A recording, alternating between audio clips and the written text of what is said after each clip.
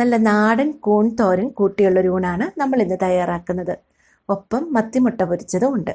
ഈ രണ്ട് കറികൾക്ക് നല്ല ടേസ്റ്റാണ്. അപ്പം ഇതെങ്ങനെയാണ് തയ്യാറാക്കുന്നതെന്ന് നമുക്ക് നോക്കാം.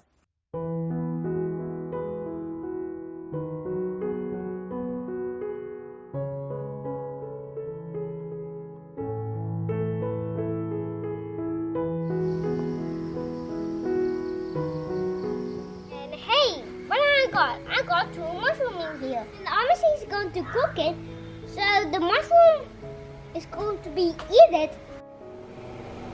ഇത് മുറ്റത്തുനിന്ന് കിട്ടുന്ന മഴക്കൂണാണ്. ഇത് മഴക്കാലത്താണ് സാധാരണ ഉണ്ടാവാറുള്ളത്. ഇതിങ്ങനെ പുറത്തെ ഈ തൊലി കളയണം, ഇങ്ങനെ കളയണം.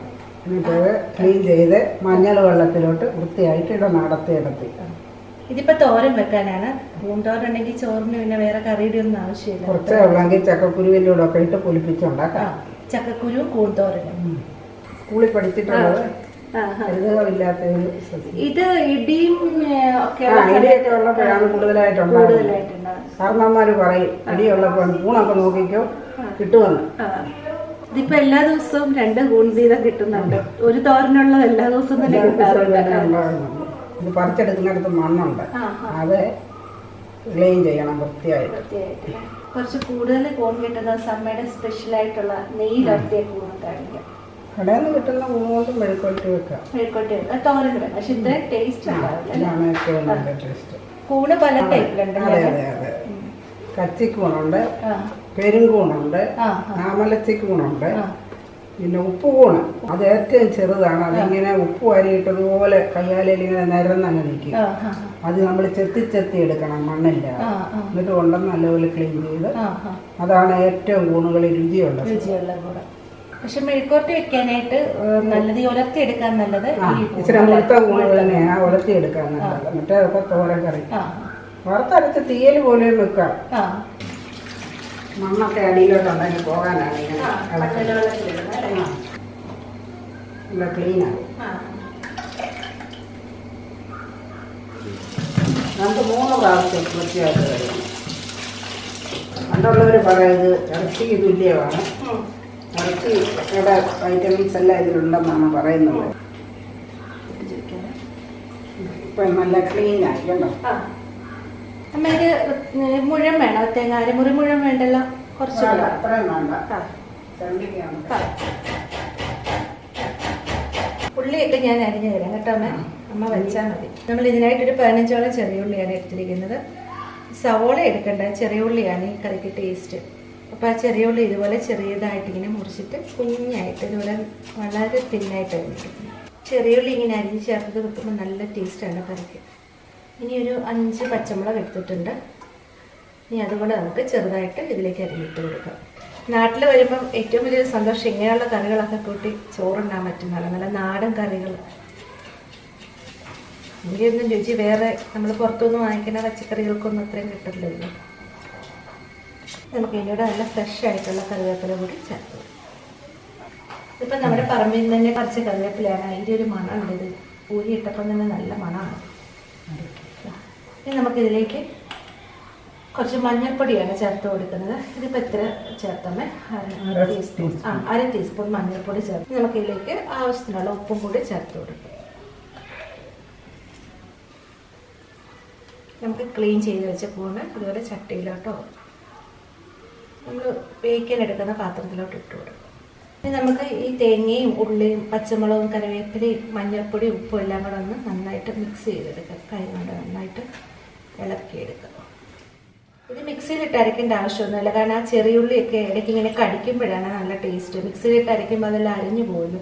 അതുകൊണ്ട് നമ്മളിങ്ങനെ അരിഞ്ഞിട്ട് ഇതുപോലെ നന്നായിട്ടൊന്ന് മിക്സ് ചെയ്തെടുത്താൽ മതി. ഇനി ചേർത്ത് കൊടുക്കട്ടെ. ഇനി നമുക്ക് ഈ കൂണിൻ്റെ പാത്രത്തിലോട്ട് ഈ അരപ്പോട്ട് ചേർത്ത്. ഇനി നമുക്ക് കൂണും ഈ തേങ്ങ എല്ലാം കൂടെ ഒന്ന് ഇളക്കിയെടുക്കാം. കുറച്ചുകൂടെ കൂടുതൽ കൂണ് കിട്ടുന്ന ദിവസം അമ്മയുടെ സ്പെഷ്യലായിട്ടുള്ള നെയ്യിൽ ഉലർത്തിയെടുത്ത കൂണിൻ്റെ റെസിപ്പി ഇതാണ് കേട്ടോ. നെയ്യും കുരുമുളക് പൊടിയും ഒക്കെ ഇട്ടിട്ടെടുക്കുന്ന. പക്ഷെ അതിന് കുറച്ച് കൂടുതൽ കൂണ് വേണം, എന്നാലേ അത് ഉണ്ടാവുള്ളൂ. ഉണ്ടാക്കി കഴിയുമ്പോൾ നമുക്ക് കുറച്ച് വെള്ളം കൂണിലേക്ക് ഒഴിച്ചു കൊടുക്കാം.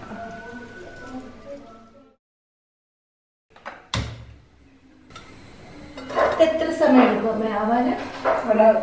20 മിനിറ്റ് വേണം. അപ്പോൾ ഇത് വലിയ ഈ ഒരു ഹൈ ഫ്ലെയിമിലിട്ട് നന്നായിട്ട് തിളച്ച് കഴിയുമ്പോൾ ചെറുതായിട്ടൊന്ന് കുറച്ച് മീഡിയം ഫ്ലെയിമിലിട്ടിട്ട് ഒരു 20 മിനിറ്റ് കൊണ്ട് നമുക്കിത് റെഡി ആയിട്ട് കിട്ടും.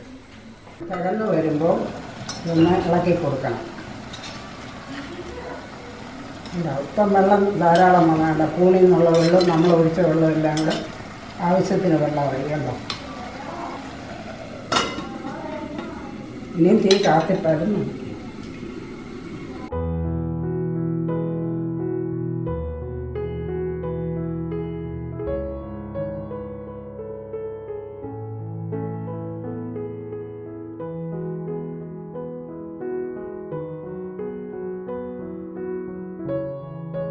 ഇപ്പോൾ 15-20 മിനിറ്റായി. ഇനി നമുക്ക് കൂണ് വെന്തോ ഇല്ലയോ എന്ന് നോക്കാം. കണ്ടോ, വെന്ത് നല്ല പറ്റി വെള്ളം പറ്റി നല്ല റെഡി ആയിട്ടിരിക്കുന്നുണ്ട്. ഇങ്ങനെ തോർന്ന് വരണം. ഇങ്ങനെ നല്ല വെള്ളം പറ്റി തോർന്ന് വരുമ്പോൾ 1 സ്പൂൺ എണ്ണ, വെളിച്ചെണ്ണ ഒഴിക്കണം അല്ലേ? പച്ച വെളിച്ചെണ്ണ ഒഴിക്കണം. ഇങ്ങനെ അതിനൊരു ഒലത്തുന്നില്ലാത്ത കറിയാണ്ട് ഇങ്ങനെ 1 സ്പൂൺ വെളിച്ചെണ്ണ എടുത്ത് ചുറ്റിച്ചൊഴിച്ച് അതിൻ്റെ മണം വെളിച്ചെണ്ണ ഒഴിച്ച് നല്ല മണം. ദിവസം തുളത്തി അത്രയും രുചിയില്ല.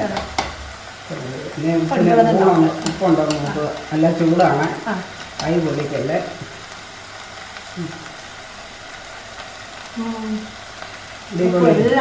അടിപൊളിയല്ലേ? സ്റ്റൗ ഓഫ് ചെയ്യാം.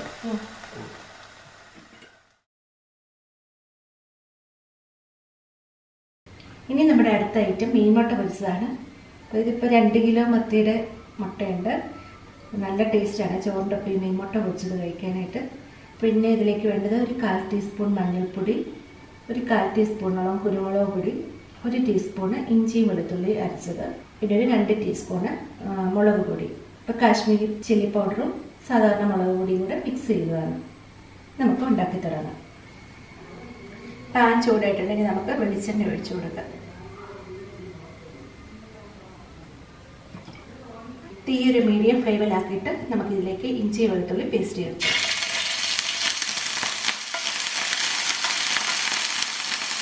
ഇഞ്ചി വെളുത്തുള്ളിയുടെ പച്ചമണം മാറിയിട്ടുണ്ട്. ഇനി നമുക്കിതിലേക്ക് മീൻമുട്ട ചേർക്കാം. മീൻമുട്ടയിൽ വെള്ളത്തിൻ്റെ അംശം ഉള്ളതുകൊണ്ട് ഇത് പൊട്ടിത്തെറിക്കും. അതുകൊണ്ട് കുറച്ച് സൂക്ഷിച്ച് മാറി നിന്നിട്ടാണ് മീൻമുട്ട ഇട്ടത്. ഇനി നമുക്കിതിലേക്ക് കുറച്ച് കറിവേപ്പില ചേർത്ത് കൊടുക്കാം. അതിനുശേഷം ഈ എടുത്ത് വെച്ചിരിക്കുന്ന ഈ പൊടികളെല്ലാം കൂടെ ഇട്ടു എന്നിട്ട് നന്നായിട്ടൊന്ന് അരച്ചു.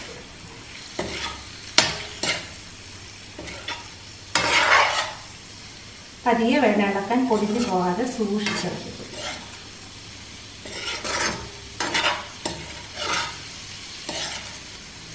നമ്മളിത് ഇഞ്ചി വെളുത്തുള്ളി പേസ്റ്റും മഞ്ഞളും മുളക് പൊടിയും കുരുമുളക് പൊടിയൊക്കെ നേരത്തെ ഈ മീൻമുട്ടയിലേക്ക് മിക്സ് ചെയ്യാത്തത് പിടിക്കില്ല. അപ്പം ഇങ്ങനെ എണ്ണയിലോട്ടാകുമ്പോഴത്തേന് ഈ പൊടികളൊക്കെ നന്നായിട്ട് ഈ മീൻമുട്ടയിൽ കോട്ട് ചെയ്തിരിക്കണം.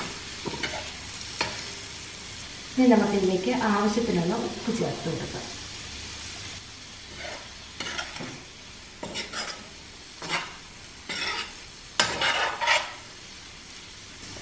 ഈ മീൻമുട്ടയ്ക്ക് അധികം വേവൊന്നുമില്ല, പക്ഷെ എന്നാലും ഇത് ചെറിയ തീയിൽ കിടന്ന് കുറച്ച് സമയം ഇങ്ങനെ പൊരിഞ്ഞ് മൊഴിയാണ്. തീ കൂട്ടി വെക്കരുത്, ഏറ്റവും ചെറിയ തീയിൽ തന്നെ കുറച്ച് സമയം ഇങ്ങനെ ഇട്ട് നമ്മൾ പതിയെ പതിയെ ഇളക്കി കൊടുത്ത് മൊരിച്ചെടുക്കണം.